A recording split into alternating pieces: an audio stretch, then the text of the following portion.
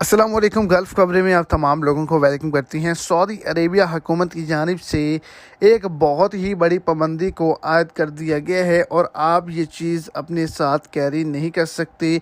अगर आप हज ज़ायरीन हैं, आप वर्कर हज़रात हैं, आप सऊदी अरेबिया मक्का के अंदर मौजूद हैं, मदीना के अंदर मौजूद हैं, तो ये वीडियो आप तमाम लोगों के लिए बहुत ही ज़्यादा इंपॉर्टेंट है, क्योंकि आज के दिन इंतहाई अफसोसनाक वाक़या जो है वो पेश आया है। वीडियो की तफसीलात को जानने के लिए वीडियो को एंड तक लाजमी तौर पर देखें ताकि आपको तमाम डिटेल की अच्छे से समझ आ सके। और अगर इस चैनल पर आप फर्स्ट टाइम है तो लाजमी से चैनल को सब्सक्राइब करें, वीडियो को लाइक करें और अपने दोस्तों तक इसको ज़्यादा से ज़्यादा शेयर करें।